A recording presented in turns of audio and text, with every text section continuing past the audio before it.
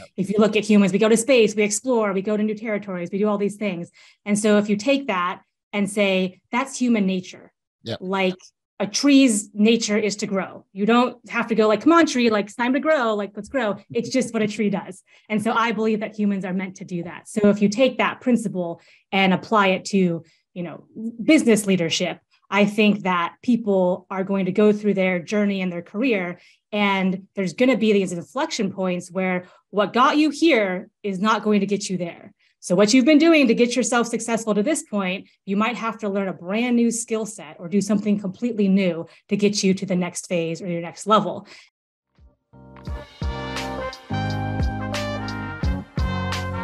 Welcome to the Audacious Living Podcast, hosted by my man, Audley Stevenson, the Odd Man. He'll unpack wisdom and insights from a cross-section of top quality performers in business, media, sports, entertainment, and lifestyle to uncover key elements to help you live your best audacious life ever. So without further ado, here is the Odd Man. Greetings and salutations, folks. Audley Stevenson's here, and we're back with another edition of the Audacious Living Podcast. And in case you didn't know, this hands down is the most audacious podcast the internet has to offer. As always, I appreciate you for being here and joining us as we continue our journey of helping our listeners live their best audacious lives ever. If you participate in the world of social media, I would encourage you to connect with us. We are on Twitter, Instagram, and Facebook under the handle The Audacious Pod. Or if you're watching this particular episode on YouTube, then you can subscribe to our channel by tapping that bell down below, and you'll be connected to all good things audacious related.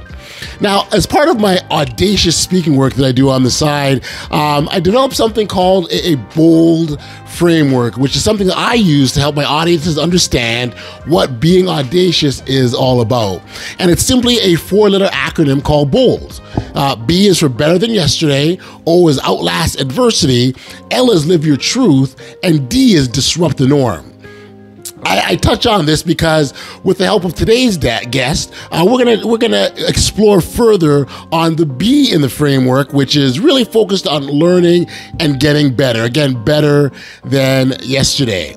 Here the reality is where you are today isn't meant to be where you'll stay, but you need to continually look for ways to improve and get better.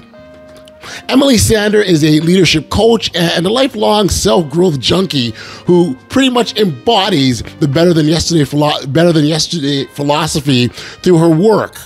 In fact, one of her coaching clients, actually it was on her website, and one of her coaching clients said about her, this is what one of the coaching clients said about Emily.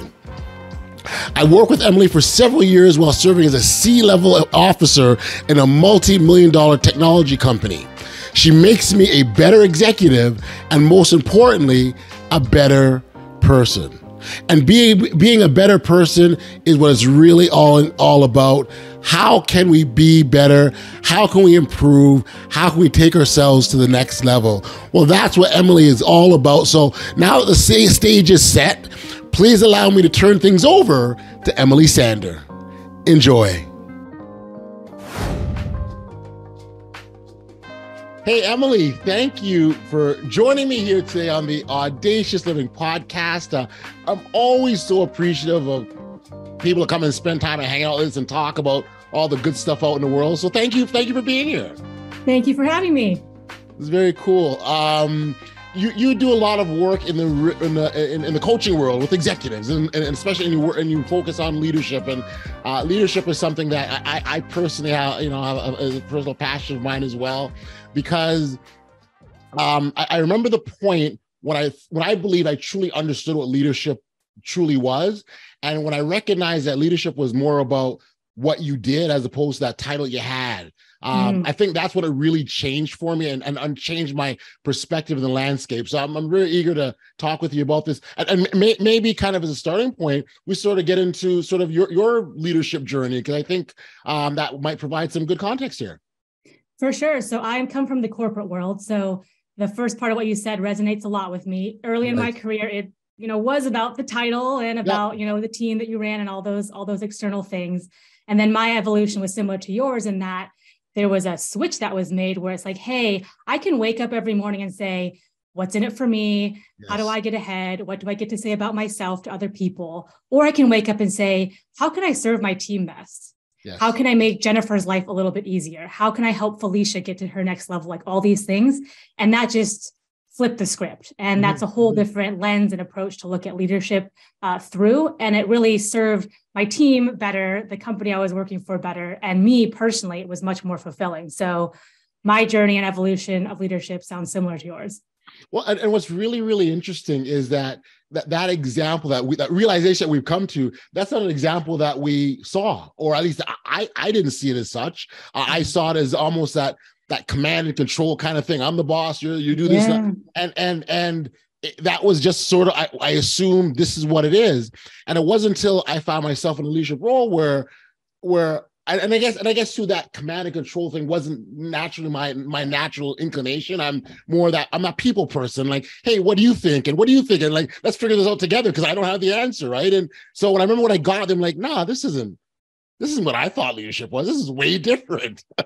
Yeah, for sure. I mean, we often have these heroic leaders in our mind's eye, right? So movies portray them like, someone who knows all the answers, who is in complete control, who saves the day at the last minute with the right answer, Yes. And in real life, it's more like, hey, I'm, the servant leaders are the ones who people follow and are drawn to more, right? Like someone who, like, you can feel when someone's invested in you and cares personally about your development. Like, I will follow that person, to the day I die off a cliff's edge versus someone who I know, is saying the right things and, doing the proper moves, but is all in it for themselves. So much different feeling.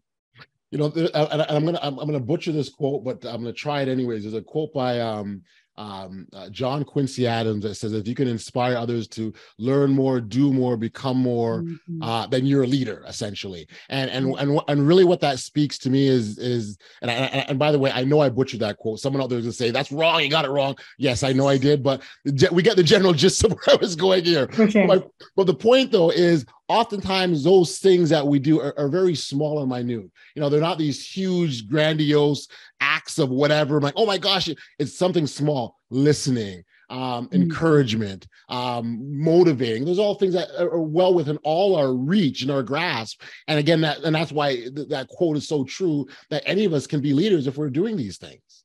Well, you mentioned listening. And if you're in a conversation with someone, one of the worst things that can happen is you say something very personal and kind of vulnerable, and you can tell the person didn't really hear you.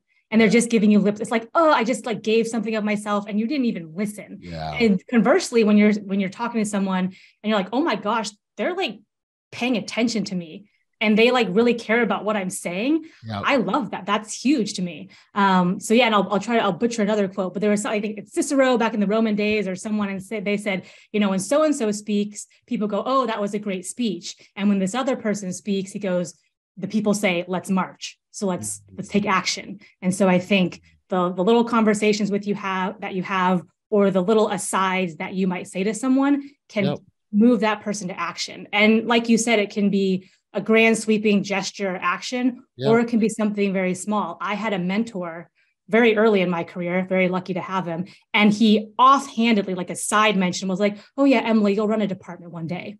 And at the time I was like, like, are you talking to me? Like that was so far outside of my realm of possibilities, but he planted that seed. And because he was so accomplished and because he was so senior and professional, I thought maybe that could be possible for me. And that literally changed the trajectory of my thinking and career in my life. Yeah, I have a very, very similar experience. Aside from this podcast, I'm the commissioner of the National Basketball League of Canada. It was a pro basketball league here in Canada. And I can remember a long time ago, a very good friend of mine, he said, we were kind of at a public function, and he kind of said offhanded, I'm going to see you running this league one day. And I was like, oh, what are you talking about? Like, I wasn't even thinking that. And so again, you talk about planting that seed. And I think for me, what that speaks to is that, individuals see that potential. Oftentimes the outside perspective gives a wider view than what we see on the inside. And we don't see it, right? And so people can see, no, you are going to do great, wonderful things. And you just need that encouragement. So that's what I take from that. I love that. And I say to my clients who are leaders, like, your responsibility and your privilege is to see that vision for other people.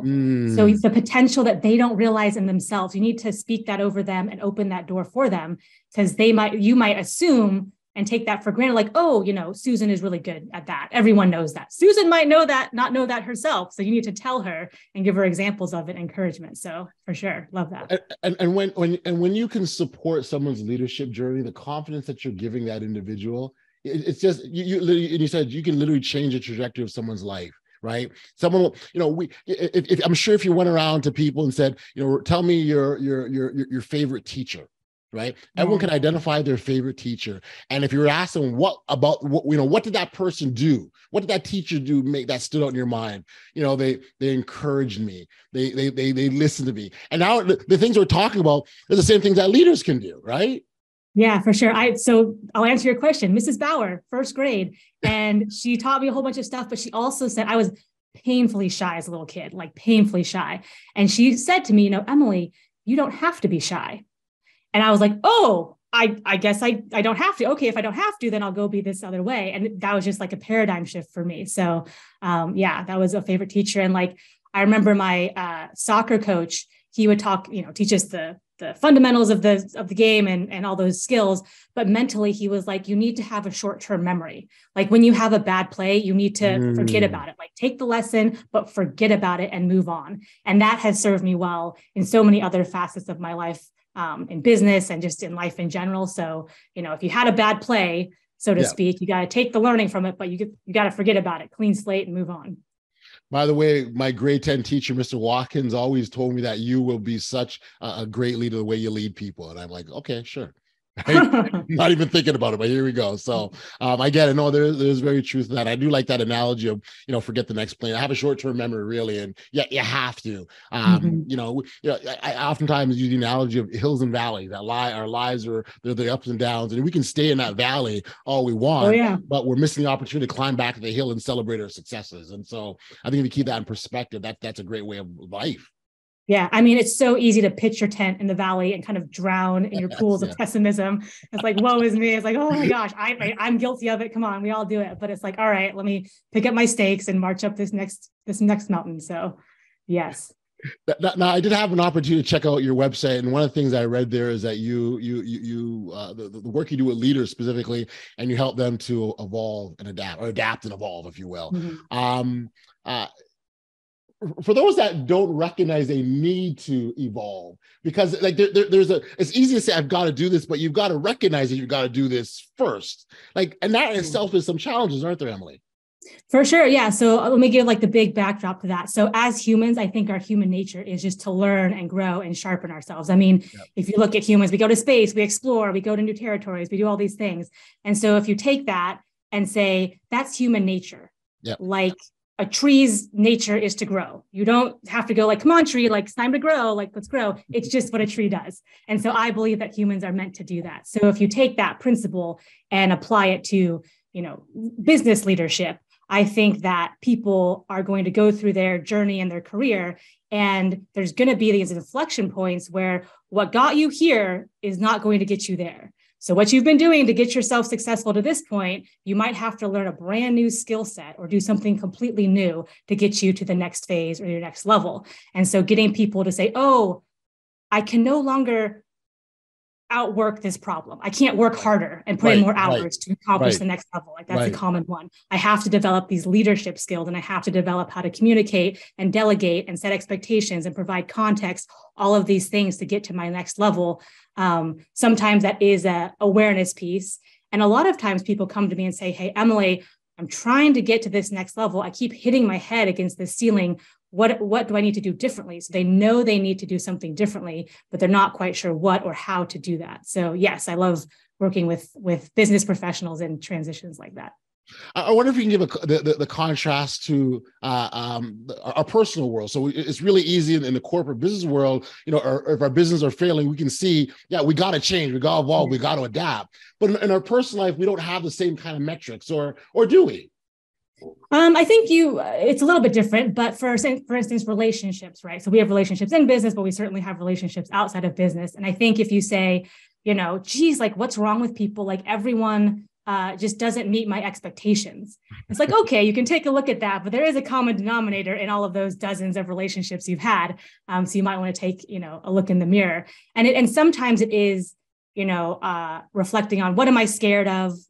I have biases and experiences that are just inherent in me. And what am I bringing to each of those relationships or each of those interactions with people? And that can be, certainly romantic relationships, friendships, even interactions you have with the cashier or someone you see one time. Like you're bringing yourself into all of those things.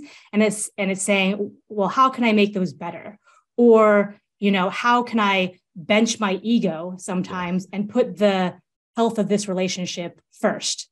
So, there's interactions with someone you're close to is like, you've said something to me and I don't feel like being nice and kind in this moment, but I value this relationship more than my feeling right now. And so I'm going to come at this in a way that's going to, land well and progress us forward, if that makes sense. It makes sense. And I think it's a very healthy conversation to have with ourselves. Like it really, really is, because you're almost, you're pausing the moment and staying present to what's happening. And sometimes and look, we all have past experiences that feed into who we are. And I think that's a good thing. I think our experiences are good to have that can help us get to this point and move us forward.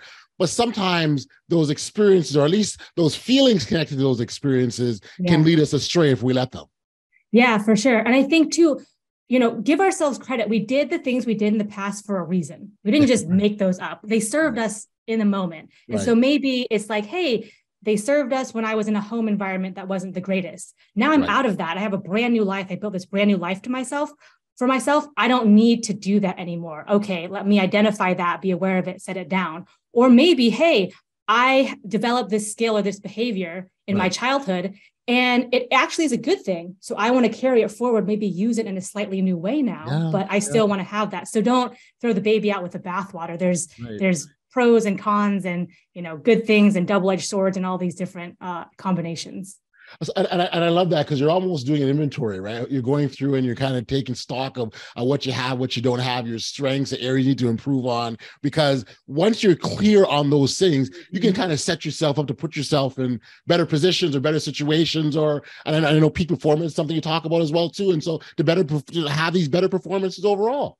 Yeah, I mean, self-awareness is so huge. If you're not aware of an issue, or you're not aware you're doing something good, you're kind of blind. So just being self-aware is going to help you make better decisions. And I think you mentioned kind of there's a choice point. So creating a lot of space in between, hey, I feel this. And instead of doing a knee-jerk reaction where it's like, oh no, I just did something and now I got to clean it up, or now I got to regret it and go say, I'm sorry. If you put some space and healthy distance in between that and say, hey, I have a lot of agency here. Yes. I have a lot of control over this situation. I have a choice to make, and it's always my choice to make. That's a position of power to put yourself in. Yes. It's hard to do. Oh, yeah. Oh, much easier said than done. We can talk about it, it's a piece of cake, but it's so hard to do, because again, I talked about our past experiences, our feelings, and especially those experiences that resonate with us in a really strong way. It's really easy to say to separate yourself from them. But that's just not realistic. It's not. Yeah. First step, baby steps. I had one client who struggled. He had a short fuse and he admitted it. And he walked into team meetings and blew the whole team meeting up. And his first step was seeing himself do that. So externally, like the behavior was the same. Everyone was like, oh my gosh, so-and-so like just blew up the meeting again. But he was like, Emily, I improved because when I was doing it, I could see myself doing it. And I was like, I'm doing it now. And that was his first step. And so then he got to a point where he could, say, I'm mad right now. Like, and he would just verbalize like what he was feeling. I'm mad right now, guys. I'm sorry. I'm mad right now. And people be like, oh, at least he knows it. And he'd go on those baby steps and eventually got to the point where he was at. But the first step was just like, I see it in my head. It's a slow motion train wreck and I can't stop it. And here it goes.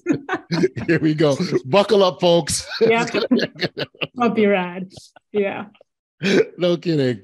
Part of that process of going through our inventory is really just again, I talk about strengths and our talents.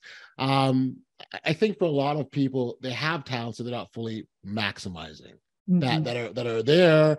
They might be scratching the surface, but not really diving in and using them to their fullest. I wonder if you see some context around why these things are occurring inside people. Yeah, I mean, there's a lot of things to say about that. One is, people are afraid of failure, and so they don't step outside of their comfort zone. They're like, "Hey, I'm safe in this little box. If I don't move, if I don't do anything, if I don't try anything, no one can criticize me." So being comfortable and almost looking forward to that cocktail of fear and excitement. So you don't want things to be 100% terrifying, because that's not a good place to operate in. Sure. But conversely, you don't want to say like, I don't want to do anything with my life. I mean, nice. If you step outside of your comfort zone, and I say step outside, which is your growth edge. So, if you're running a marathon, don't go from sitting on the couch to running 26 miles. Right. Maybe try walking around the block, one time a day and go with that. But that's a step in the right direction. And I think when you do step outside of your comfort zone and you inevitably trip up or stumble or things don't go exactly to plan, say, great. It's okay. That is proof. That is proof that I am a successful person. That is proof that I am moving in the right direction, and embrace it. And again, take the learning from it and apply it to what you do next time. And therefore you just learn. Sorry, I don't mean to cut you. I want to go back to that point about that is proof, because that's a really powerful statement. And for people to understand that successful people, in fact, fail, and they fail often. Yes, they fail often and well and forward and all of those things. And there's a great quote. This is one of my favorite quotes. It's, I succeed because I'm willing to fail more times than you are willing to try. And I love that. And then I think it was Matt Frazier, the CrossFit champion, said, let me see if I can get this right. I do today what you're unwilling to do, so tomorrow I can do what you can't. Wow. So I love those. Oh, wow. This has become a quote podcast now. I'm butchering them and you're not, so you're saving it. Yeah, but I do. So I want to go back to that point around our talents and sort of stepping out of that, because I mean, very much, this podcast, we talk about, living your best audacious life ever. And the way you do that is to step out and not to play small and not to hold back and to move past those fears, because I truly, truly believe that if I'm being the individual who I'm supposed to be. So for example, if I didn't think it was a good idea to start this podcast and encourage people to have this audacity that's inside of us and be bold and take risks, we wouldn't be having this conversation now, and someone would be able to hear a nugget or two that they can take and apply for their own lives. So I say all that to say this, is that we have an obligation to one another to be our bold, audacious selves.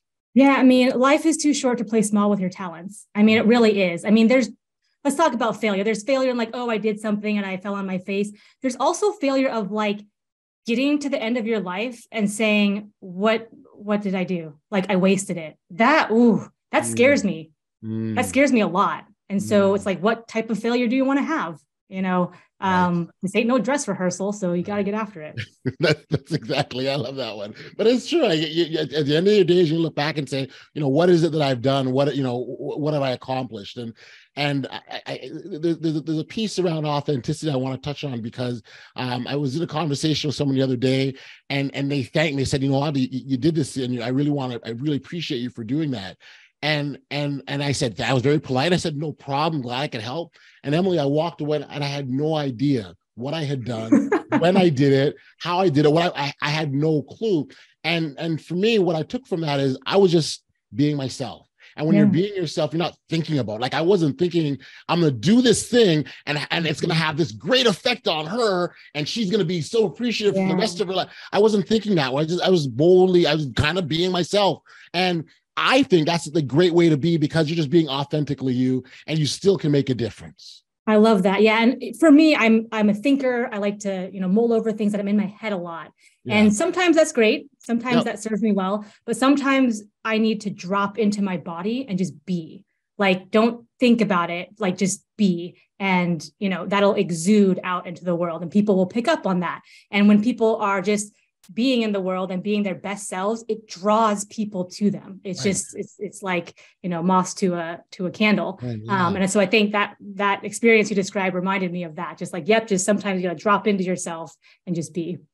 That's right. And that, there's, and again, the piece about this that I touched on earlier is just the ripple and the impact that can have on others, right? Just by being yourself. And I think there's, as the same way leaders are obligated to, I think we are in our personal lives need to be the same. Yeah. And I think too, you mentioned, failure and those things, and humans are meant to grow and evolve, like we talked about, but they're also meant to be challenged. We're not meant to sit back and like have no challenges in our life, right? We die, we shrivel, we like go in ourselves. And so we're meant to overcome and fall down and get back up again. I read this article about bees, and they took bees into space where they had no resistance for their wings, and they all died because they're meant to have resistance. They're meant to have to learn how to fly and how to, navigate their world. And I thought that's similar to our lives in some ways. We're not meant to have it easy all the time, or we're not meant to just float by. So we have to be challenged, and that makes us stronger, and that makes the accomplishment so much sweeter, right? Like when you do achieve something and you've worked hard for it, and you've clawed your nails at it, and you've, sweat, blood, and tears and all that, it feels a lot better and it feels worth it. By the way, I saw what you did there. It's a lot sweeter, and you talk about bees. Or that's a good connection. I like that. But I do agree with you that as much as we want it to be easy and life to be easy, and life it's not meant to be. And it's so funny because we want it easy, but we realize that's actually working against us if it was, right? Yeah. And I think there's a balance too, right? It's like a rubber band. You don't want to extend it so far that it snaps back and hurts you, but you want to push yourself and get yourself on that growth edge. And always, for me, I kind of take inventory. I do it every quarter and say, hey, what have I accomplished? Am I pushing myself enough? Do I have that mixture? And to be honest, just to on these podcasts, when I first started doing podcasts, it was terrifying and I was awful. If you want proof, go to my website and on the media page, scroll way down to the bottom. And you will find me just struggling to find my voice and learning how to speak with any coherence. But that was definitely putting myself on my growth edge. And like you mentioned, starting your podcast, I'm so glad I did it, and I'm so glad I stuck with it, because I'm able to have conversations, meet awesome people like you, have these conversations, and hopefully people will hear it and get something out of it. I remember my first podcast, and that was over 150 episodes ago. And so I do every so often I'll kind of go back and go, oh, I remember that guy. Like, who is that guy? And as much as I'm joking about this, I think that's great to be able to see for yourself, like, that's not me. Like, where that guy was isn't where I am now. And that's the growth and the evolution and development that you talked about, which is amazing. So amazing. Yeah. It's a good reminder. I mean, it's a good kind of checkpoint. I often take clients through, hey, let's think about 3 years ago or even a year ago. Are you worrying about the same things you were before? Right. Are those things a big deal to you? And they go, no.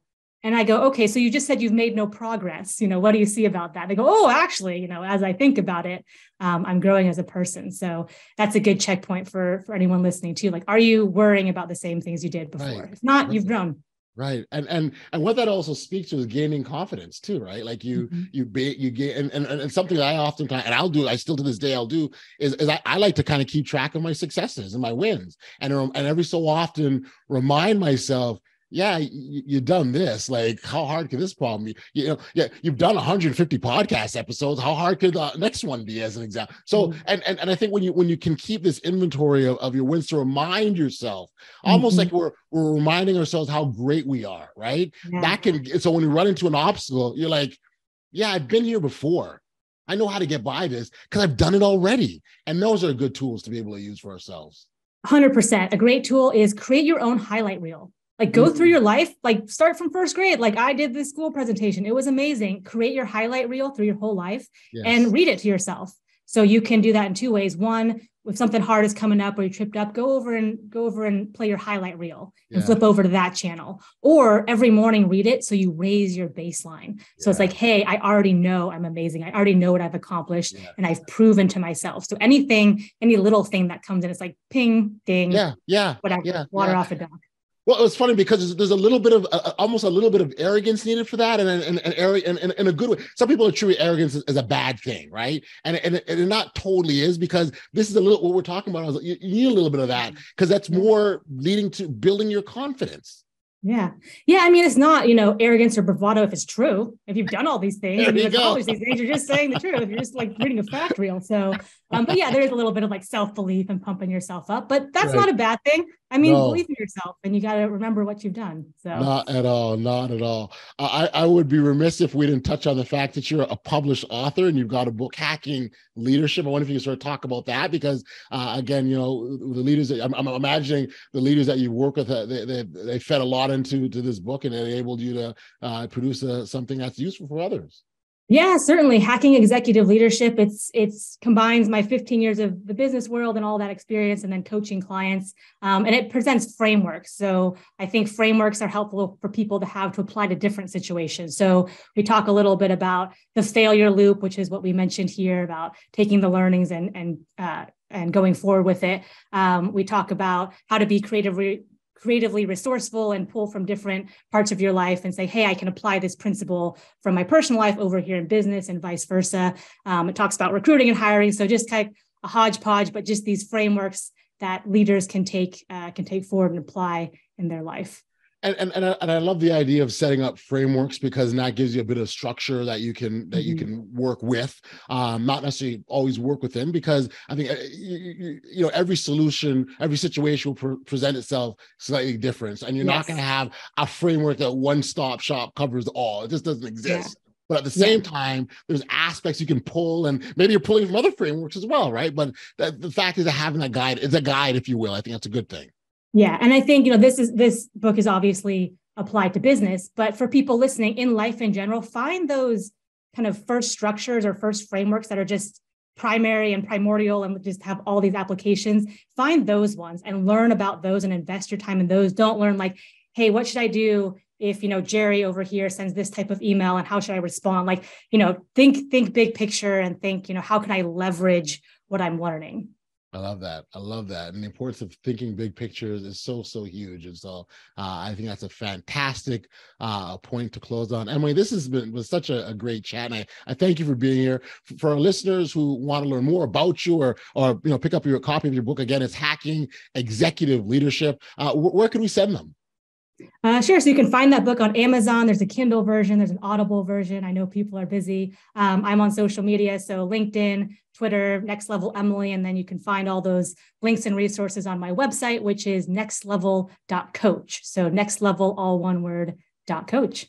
Awesome. Emily, this has been so good. I thank you for doing this. One last thing, I did mention I'd visited your website, and I did discover that you, as a young child, was a fan of Superman. And so I need to ask, Christopher Reeve or Henry Cavill, which one? Henry Cavill, yeah. It's just my generation, but it's also like, I remember seeing him in the first Man of Steel. So I love that. Yeah. Superman's my favorite superhero, and I'm looking forward to seeing what they do with that franchise. Man of Steel is always a lot of fun. He's a classic, and absolutely. But even the good versus the evil that it represents, I think there's some really strong correlation that you can apply in the world in general. And so it's such a good escape. Yeah, for sure. He used his powers for good, and he never gave up. So, if you apply that to your whole life, you're going to be on the right tracks. There we go. And he can fly and stop bullets and do a few other things. All those fun things. We all have our own superpower. That's the key. That's right. Find yours. You have it for sure. Find yours. Use it for good. There we go. Awesome. Emily, thanks for this. Take care and all the best. Thank you so much. Back we are here on the podcast, and first off, I got to send an appreciation to Emily for being here, and thanks for sharing. I appreciate the insights. And again, when we talk about how leaders can improve and get better, it's so critical that they constantly are working on themselves, and Emily certainly touched on that. You can pick up a copy of her book, Hacking Executive Leadership, which again she wrote as a guide to assist leaders on their own personal growth journey. Once again, Emily, thank you so much for being here. And just because I'm an old school Superman guy, Christopher Reeve is still my number one Superman. So there we go. You know, when I think back to my conversation with Emily, I really appreciated so much of what she had to say. But if there's just one thing that I take from our chat, it would be this. The ability to get better, move forward, or self-improve are all key aspects of what the human experience is all about. To achieve any real measure of success or greatness in life, we always have to be ready to respond, adapt, and improve as necessary. Whether we're trying to be a better leader or a better person, the ability to assess and evaluate where we're at versus where we want to be is key. And it matters to the overall self-improvement process. It's something you do not only for the benefit, for your own benefit, but also for the sake of others who are around you, who you look to make a positive and audacious impact on. Hey, listen, if you haven't registered for email notifications of the podcast, please know that you can do so simply by heading over to bestaudaciouslife.com and entering your email address. And you will be alerted every time we got brand new content that comes out. As well, if you are listening on your favorite podcast platform and you care to leave a review or a 5-star rating, that would be so much appreciated, because these are the things that help this platform grow. We've sadly reached the end of another edition of the Audacious Living Podcast. And as always, I got to send out my thanks, love, and appreciation to those audacious listeners, all those lovers of audaciousness. It's you folks that keep this thing going. And I extend my appreciation and deep, deep thanks. Until next time, stay safe, be kind, show love to one another, and be audacious.